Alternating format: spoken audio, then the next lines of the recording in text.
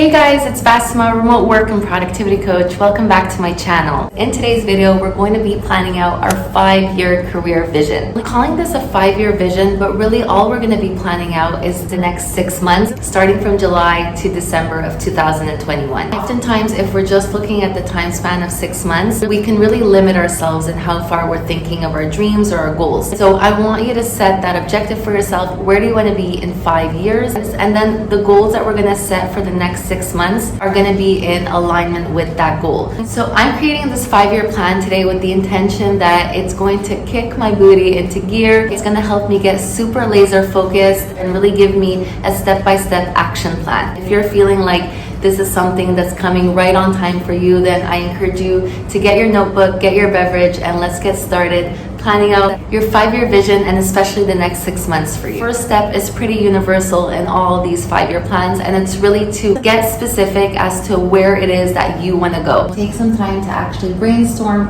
what is it that you want. And if you're currently struggling with this, thinking that you don't know what it is that you want, make sure that you're not confusing this with how you're going to get there, because I know oftentimes that can make me feel super discouraged. More often than not, you are going to know where it is that you want to be in the next 5 years. And if you need some help with this, a couple of questions that I saw in some other 5-year plans that I think are really interesting are, what is the impact that you want to have? And just really thinking about what you want to be different than it is today. And so the one thing that I want us to remember here is that with the 5-year plan, when you're actually brainstorming and thinking of where it is that you want to be, your thoughts are going to want you to get realistic, but now is not the time for it. So we're talking about the actual vision that you want to accomplish. So one of my long-term visions is to have an impactful, sustainable, and profitable YouTube channel where I can share about the journey away from traditional paths and talk about working online, coaching, productivity. So oftentimes, because as you currently can see, I have around 182 subscribers at the time of filming this video,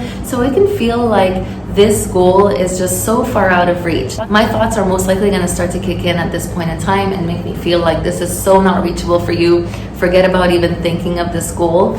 But instead of letting myself get there, I really just want to make sure that I acknowledge that these are just thoughts. They are not the circumstance. So what this means is that they are not fact. Really be able to differentiate between what is actually fact and what is just a thought. For the sake of this exercise, really allow yourself to envision what the destination is going to look like at the end of these 5 years. Just making sure that you're not letting your thoughts get in the way and make you feel like you have to either downsize your goal or make it something more realistic. In step 3 is where I like to set a 6-month goal. So because we are halfway through the year, we want to make sure that we finish the year off strong. So this is really where we're going to plan out our objectives for the next 6 months. You're starting with these big goals that you're going to continue to break down. That's really what I love to do with my own goals and with my client goals, is that if something feels super big and overwhelming, I really like to break it down into these bite-sized steps so that it feels super manageable. And why I like to focus on the first 6 months is because they can be the most challenging, because oftentimes we're starting with something new and there might be a really big learning curve.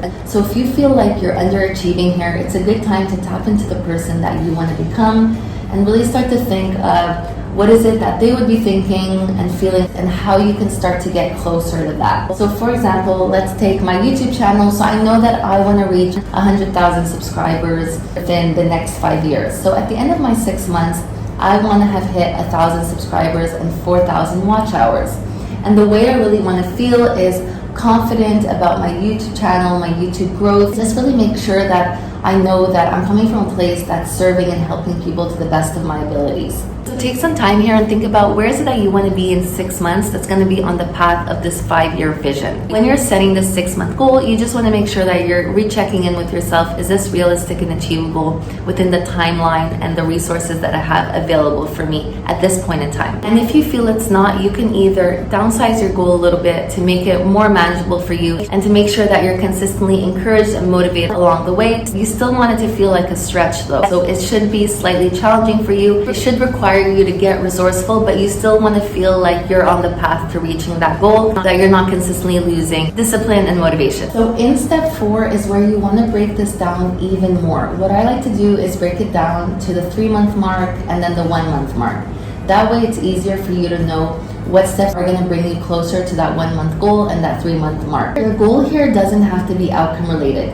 It can be behavioral, especially since oftentimes our outcome goals are not fully in our control. It's something that can oftentimes discourage me as well, because I'll set these big outcome goals, but I'm not focusing on the behavioral changes I need to make along the way. What I encourage you to do is to link the two together. So set an outcome goal that you want for yourself at the end of the 6 months, at the end of the 3 months, at the end of the 1 month, and then start to set behavior goals. And what that means is that those are things that you can do that are fully in your control. So for example, like I said, I want to reach 1,000 subscribers and 4,000 watch hours. But is that really fully in my control? It's going to depend on so many different factors whether or not I reach that goal. I really want to drill down on what is actually in my control and make sure that I'm super laser focused on that, so that I'm giving myself the best chances to actually meet my outcome goal. The way you want to do this is you want to first set your outcome goal. I know that my 6-month goal is to reach 1,000 subscribers. So where do I want to be at the 3-month mark? So at the 3-month mark, I want to be around 500 subscribers. And then at the 1-month mark, I know exactly what it is that I'm focusing on in the month of July. It's to reach 300 subscribers. I can also do the same thing for my watch hours, break it down from 4,000 to 2,000 watch hours, and then where I want to be at the 1-month mark. So once I know what my actual outcome goals are, this is going to look different for you. The process is going to be the same. So you're going to start with what's your goal at the 6-month mark, then go towards the 3-month mark, and then plan it out for the 1-month mark.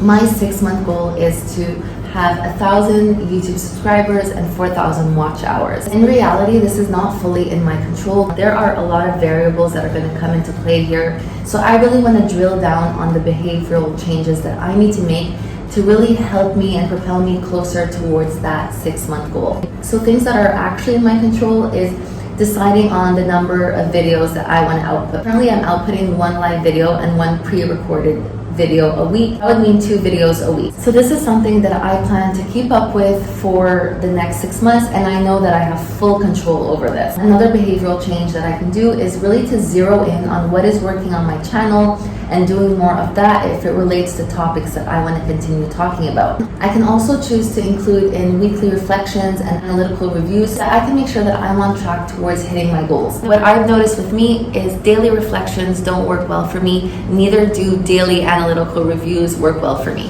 What works well is having a 1 day a week where I can go through my analytics and go through how I feel like I perform throughout the week, and if I feel like I'm on track. This way I'm not affecting my productivity by getting discouraged, and I'm giving enough time to see if things are actually working or not. This is really going to depend on your preference, if you feel like daily works well for you or weekly is going to work better for you. But what I've seen in my case is that weekly works much better for me. I can also do things like planning my content and scripting in advance, focusing on keyword search so that my content can continue to be found, especially since I'm still a relatively new channel. And I can also choose to promote my channel weekly, so let's say 2 to 3 times a week. I do have control over all of this. Breaking it down this way can really help make both the outcome goals and the behavioral goals feel more manageable and more in your reach. Ultimately, that's what we want to get to so that we can be on track of reaching our 5-year plan. I hope you found this video helpful and it gave you some ideas as to how to approach your 5-year career vision. Our 5-year career vision can change along the way as we evolve as people. What's more important is to have that 5-year career vision that you're working towards and know that every day you're taking small steps in that direction. If you enjoyed this video, then hit that like and subscribe button down below for more content related to career transitions, remote work, and productivity. And I hope you have a happy, healthy, and productive week.